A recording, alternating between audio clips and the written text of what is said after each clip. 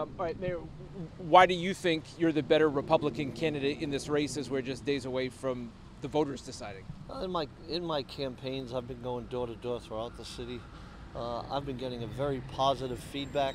I'm very confident going into Tuesday, knowing that we've prepared, we've done our job. The people seem to be happy with what we've done in the city, our accomplishments. I mean, right here in E-Tree Park's a great example. The infrastructure, we've spent $4 million on new paving. We've built new schools across the city. And it's the safest city, according to different magazines. It's ranked 25th in the country in terms of family and livability. So people seem to be very happy with what we've done in the 4 years.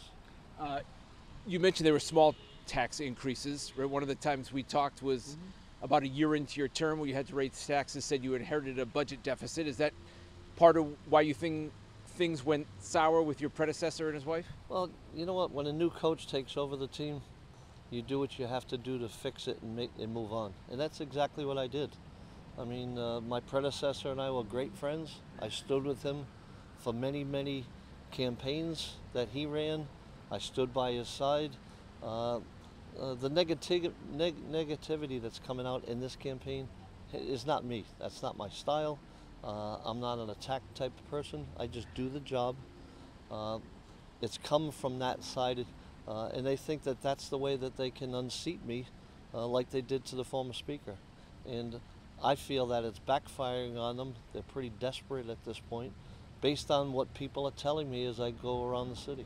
You mentioned what she says, what you say is the negativity, right? She brought up your son-in-law, the ethics complaint, your daily calendar.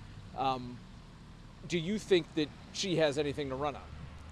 Well, when the Ethics Commission votes 5-0 in my favor, that should dispel all of her arguments. She's challenged the police department with the Colonel Inquist.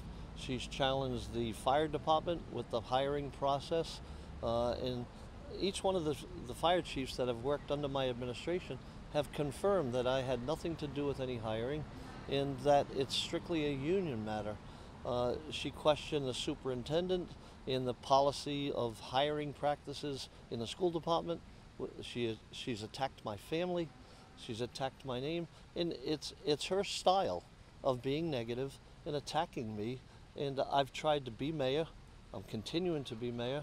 And my feeling is professionally I'm going to stay above the mud, and I'm just going to continue to keep doing what I think is best for the city of Cranston. So it has been a rough week, I would say, for you with this lawsuit. Did you steal a car from a business owner? Absolutely not. I mean, I tell my own children, remember your name and your word. If it's not true, don't say it. If it's not yours, don't take it. I had a gentleman's agreement, and we shook hands. He was there with his friend. He gave me the keys to an old beat-up car. I bought the car in dedication to my late wife. I was looking all over the place for an MG. That was her initials. Mary Gramellini was her name. And that's exactly the reason why I bought the car and restored it in her memory. To bring this up after my late wife, to disparage my name and go after me is as low as you can get in politics. That and going after my kids. But I think a lot of people have the question, how do you have a car that you acknowledge you didn't pay for, you don't have the paperwork for, and it was 3 years ago? Well, that's going to go to court. The legal process will prove once again that I'm right. There was a bill of sale and a check dated back in somewhere in 2022 that will prove my case, but we're going to let the legal people deal with that. And have you been driving it unregistered without a real plate? I drove it back from the upholster, and I did take a ride around the city once using my own personal plate. I have never, and I repeat, never driven that car with the city mayor's plate on it. Do you think this episode reflects poorly on you, though? It's just a situation that just seems very odd and bizarre. I think what it reflects poorly on is that my opponent will stoop to anything and everything that's negative to try to win the mayor's seat. And I just don't think that that's the example that should be set. And we've got future generation of people that want to be leaders in the city. I think being a good guy doesn't mean you have to be last. You can be the good guy and still be productive for the city of Cranston, because every decision that I make, every single one, is about what's best for the city of Cranston. It's not about running for governor. It's not about running for Congress. It's not about being a stepping stone. This is it. I've got 4 more years that I want to finish the projects that I'm very proud of that we've already started. Just to finish up on the car, I mean, do you think this is a business owner who has a history of being late on his taxes, and Yes. so there's a question there of whether there could have been at least the look of impropriety in terms of giving him favors, or you said he asked for favors and you wouldn't provide them, but I've heard from people who say maybe he was in a vulnerable position and so you took advantage of him by taking the car and he couldn't really say anything about it. He has said he didn't file a police report because you oversee the police department. I mean, do you see the optics, and do you think potentially it looks like you took advantage of somebody in a tough spot? Yeah, I think I was the one that was taken advantage of. If I'm guilty of anything, it's being naive. I was introduced to this guy. I didn't know about his tax problems because he had the same tax problems with my predecessor, and somehow he managed to get by. When he came to me and wanted to discuss his problem, I immediately sent him to the tax assessor, to the guy that's in charge of the taxes, and I said, I don't play those games. I'm an honest guy and I don't do that stuff. If you have a question, go question the tax department, but I don't play those games. You don't think anything smells bad about this and having a car you didn't pay for? Well, obviously the optics of it, but when you have a gentleman's agreement and you're a gentleman and you shake hands with somebody, he hands you the keys and you say, thank you, we'll settle up after. I mean, to me, that legally, that's an agreement between 2 people. What's your plan with the car at this point? Because it's sitting in your garage? It's still sitting in my garage. It's dedicated to my wife. I'm not sure where the legal direction is going to go with it. If I have to give it back to him, that's a possibility. But unfortunately, I've invested an awful lot of money. Probably, again, being naive, I shouldn't have done anything until he actually signed the paperwork. But I can tell you this, I have had multiple attempts, multiple people go to this gentleman and ask him to take the check and sign the bill of sale so I could get it registered. He never did that, and he refused to do it. Back to the race, I know during our debate with Gene, Representative Fenton Fung made a comment about how when you took over, they thought you'd be like Alan Fung 2.0. Is this what this race is about? She wants to be Alan Fung 2.0, or who's better at being Alan Fung? You know, once you get into a new job, there's a learning curve. I learned an awful lot about what was left behind, especially some of the health benefits and some of the millions of dollars of debt that were kicked down the road. He didn't tell me about that stuff. You find out when you're on the job. And when I did find out, I fixed it. I didn't blame him. I stood by his side when he was running for governor. I stood by his side when he was running for Congress. I'm not the type of person that's going to blame somebody else. I could have very easily buried him. He was running for Congress. I'm a team player. I stood by his side. But for him to turn the tide after the fact, I mean, the truth speaks for itself. Those were inherited debts that he left behind. He kicked the can down the road. I got left holding it. Do you expect there could be more tax increases coming next year? Oh, that's based on the economy. I mean, we've had 20% inflation in the 4 years that I've been the mayor. But we've also had 6.5% in private enterprise where people have been employed in this city.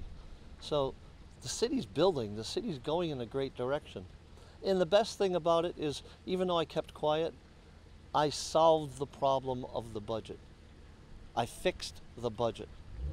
There is a 0 tax increase this year, in spite of what she's trying to tell. So it was a minimal increase over the last 4 years. 0 the first year, 0 the last year, probably a 1.9% increase the 2 years in between on average. So it was minimal. I go door to door, people say, she must be lying because my taxes went down. So you know, that's the stuff that I'm up against, and I'm a good person. I don't cheat, I don't steal, and I don't lie. And I can tell you that it's been the most negative campaign I've ever seen in my life, and I'm not the creator of the negativity. I'm a very positive person, I'm very upbeat, and I'm confident that I'm going to win on Tuesday. One other thing, I know we've talked about this before, the pool. Yeah. You think you did the right thing? You took some criticism because it's not the same size. It's not just redoing the old pool. Can I ask think you you're doing a it question? right? Can I ask you a question? Yeah. Do you like this park that we're standing in? Yep. Absolutely. Well, I caught the same criticism when I tore down the old park and built the new one. Now they love it. So we've got kids' movies out here. We've had festivals. We've got a fall festival coming up. People love this park now. That's the vision that I brought to the table. I mean, behind where we're standing right now, last time was all covered with mud. It was an empty parking lot. You know, anytime you're in a position to make decisions, some people are going to be against it. I ask people, tell me one thing that my predecessor built in 12 years in the city. They can't give me an answer. Yet, when I bring about change, some people aren't comfortable with change. And when you build things and you have a vision for which direction you want the city to go in, like Topgolf, which is bringing in $1 million a year in economic value to the city. When we spend money on economic development, like the streetscapes that I'm doing, for every dollar that you spend, you get $4 in return in economic development. This is all a vision that I've had, and I'm moving the city in the right direction. Just finally, there's just a few days left. What's your final pitch to the voters in this primary? What can they expect if there's 4 more years at Ken Hopkins? Well, I want them to believe me that the city is in great shape. Financially, we're heading in the right direction. The infrastructure is being built. We're building 3 brand new schools in the city, Garden City, Eden Park, and now Gladstone. We're fixing the parking lots at Cranston West. The schools will be in great shape, but I need another 4 years to work with the school committee and the superintendent to do that. I'm a big educator, and I think the city is heading definitely in the right direction. And I'm looking forward to people coming out to vote. Tuesday will prove an awful lot in terms of how people feel about me and how confident I am that I'm going to win. All right. And you believe she's behind the car thing? Absolutely. The timing? Even though this issue's Well, been around for a while? It's been 3 years, Brian. You know, if you wanted to do this to me and you wanted to discredit me, bring it up when it happened. Don't wait 3 years, a week before, on my birthday, on the day of my fundraiser, to drop the ball. I mean, it's definitely the Fung way of doing things. It's not the Hopkins way of doing things. I'm positive, she's negative, and that's where it is.